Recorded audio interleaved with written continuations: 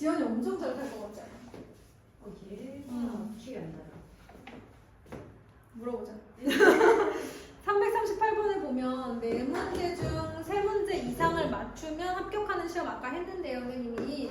이제 4문제를 안 해가지고 4문제 중 3문제를 맞추면 합격하는데 한 번 맞출 확률이 7분의 2니까 7분의 2의 세제곱, 7분의 5의 1제곱 해주시고요.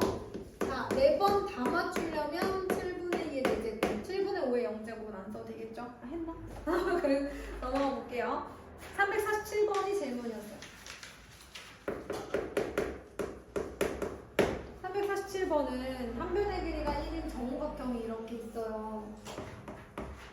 이 문제는 얼마든지 변형이 가능하기 때문에 왜 이렇게 풀어야 되는지 그 원리를 한번 생각해 보세요.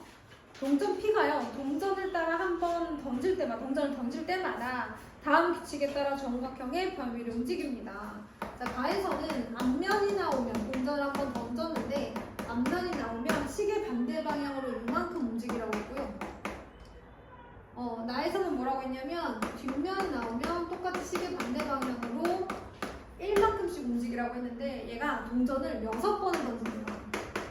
근데 사실 A에서 출발한 그 전비가 다시 A로 오려면 하나, 둘, 셋, 넷, 5번만 오면 되는데 이게 6번을 던져요. 그러면 뒷면만 다 나와도 벌써 6만큼을 가야 돼요. 6개의 변을 지나야 되기 때문에 다시 A로 갈 수가 없어요. 그러니 이제 이런 거지. A에서 다시 A로 가려면 5번을 지나거나 또 10번을 가도 되잖아요. 그쵸? 그러니까 6번 던졌을 때 10개의 변을 지나가면 되는 거예요. 혹은 10칸을 가면 되는 거예요. 그죠? 10개의 변을 지나면 되는데 그러면 15개의 변을 지나도 다시 A로 돌아오긴 하거든요. 근데 15개는 될까요? 안 될까요? 왜 안 되죠? 12번이죠. 그렇죠. 최대가 12번이에요. 그러니까 우리가 몇 칸을 갈 수 있냐? 최소 6칸. 2칸씩 6번 갔을 때 최대 12칸까지만 갈 수 있기 때문에 그 안에서 우리가 A에서 A로 돌아올 수 있는 경우는 이 경우밖에 없다라는 얘기가 나오는 거죠. 그러면 이제 2번씩 X번 갖다 치고 한 번씩 6-X번 갖다고 칠게요. 왜냐면 다 합해서 6번은 나와야 되는 거니까. 그러면 2칸씩 X번, 한 칸씩 6-X번을 갔을 때 10칸을 가야 돼요. 그러면 X 플러스 6은 10이니까 X는 얼마? 얘가 4칸, 얘가 4번, 얘가 2번. 앞면이 4번, 뒷면이 2번 나와야 되는 거예요. 자, 그러면 문제를 잘 정리해 보세요. 6번의 동전을 던졌을 때 앞면이 몇 번? 4번. 뒷면이 몇 번? 2번 나와야 된다? 이거 뭐예요? 독립시행의 확률이잖아. 6번의 회차 중에 앞면이 나온다를 동그라미로 표시했을 때 6번의 회차 중에 동그라미가 들어갈 4개의 자리를 골라주시고 그 각각의 경우의 수마다 어떤 확률이 나오느냐. 일단 동전의 앞면이 나올 확률이 2분의 1이잖아요. 2분의 1이 4번 나와야 되고 또 뒷면이 나오는 2분의 1이 2번 나와야 되는 거죠. 예를 들어서 1, 2, 3, 4, 5, 6 이렇게 앞면이 4번 나오고 앞면이 2번 안 나온다라고 하면 이제 2분의 1이 4번, 2분의 1이 2번 이렇게 나와야 되는 거죠. 근데 이 6개의 자리 중에 동그라미 4개가 들어갈 자리를 선택하는 경우의 수가 이만큼씩 생기니까 독립시행의 확률은 이렇게 그려져 있는 거예요. 결국 347번은 정리를 해보면 굉장히 동전을 막 던지고 복잡해 보였지만 이렇게 한마디로 끝나면 되는 거죠. 여러분들이 문제를 풀 때 어떻게 귀결될 것인가를 여기까지 했으면 1로 딱 귀결시켜 주셔요. 여기까지 나왔습니다. 여기까지 했는데 1로 못 가는 친구들이 많은 거죠. 넘어가서 우리 363번을 볼 거예요. 페이지 57쪽입니다. 2개의 당첨 제비를 포함하여 총 5개의 제비가 들어가 있는 상자가 있습니다. 당첨 제비는 2개인데 총 5개의 제비가 들어가 있으니까 당첨이 안 되는 게 3개 있는 거예요. 자, 이 중에서 임의로 제비를 1개씩 2번 뽑을 건데 2개의 제비 모두 당첨 제비일 확률이 P1, 그 다음에 2번째 제비만 당첨 제비일 확률을 P2라고 하겠답니다. 그러면 다시 넣지 않는다라고 얘기했어요. 그럼 첫 번째, 두 번 모두 당첨되기.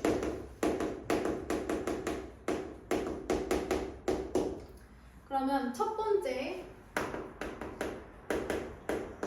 당첨제비가 나오는 사건을 A라고 하고요. 굳이 이렇게 쓰지 않아도 돼요, 여러분. 두 번째 당첨제비가 나오는 사건을 B라고 한번 해볼게요. 그러면 첫 번째에 당첨제비가 나오고 첫 번째에 당첨제비가 나왔다는 가정하에 두 번째도 당첨제비가 나올 확률 이렇게 곱해줘야 되겠죠. 즉 이것을 우리가 이제 첫 번째와 두 번째 모두 당첨제비가 나올 확률 이렇게 얘기할 수도 있습니다. 사실 이거 안 써도 된다고요. 그냥 바로 이렇게만 쓰셔도 돼요. 첫 번째 당첨제비가 나올 확률이 몇 분의 몇이에요? 5분의 2죠. 그런데 아까 하나 뽑았으니까 전체는 4개가 되고 당첨제비도 하나 줄었으니까 이렇게 되는 거죠. 근데 우리가 이걸 안 쓰고 이렇게 쓰는 건 뭐 중학교 때도 다 했던 거니까. 그런데 내가 뭐라 그랬냐면 두 번째 제비만 당첨제비 그랬어요. 그러면 첫 번째는 당첨제비가 아니었다는 가정하에 두 번째 당첨제비가 나올 확률 이렇게 돼야 되겠죠. 당첨제비가 안 나오고 첫 번째는 안 나오고 두 번째는 나와야 되는데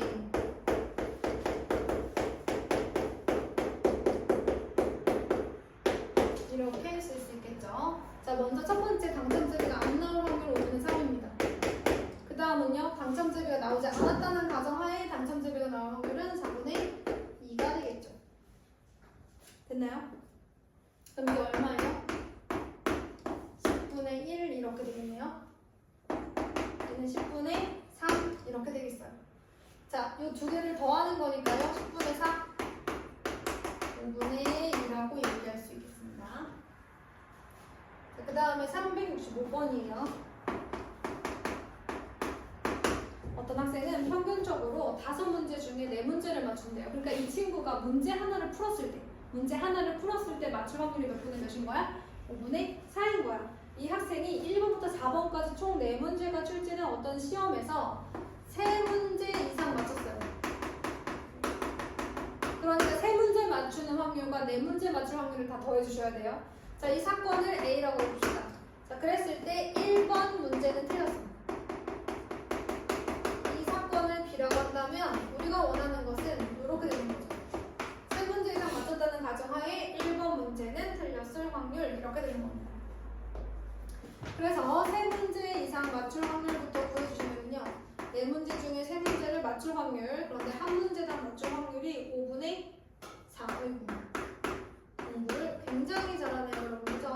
자, 그 다음에 4문제 맞출 확률, 다 컨비네이션 4의 5분의 4의 4제곱이 되겠습니다. 자, 이렇게 해서 구하고 나서 1번 문제는 틀렸는데 3문제 이상 맞췄을 확률인 거예요. 1번 문제는 틀렸어.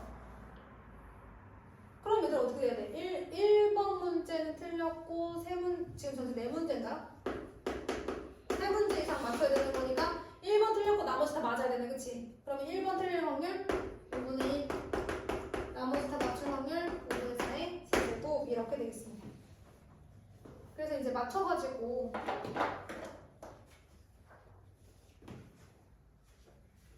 세 문제 이상 맞췄는데 1번 문제를 틀린 확률이구나. 그럼 이게 이제 A가 집합비지고.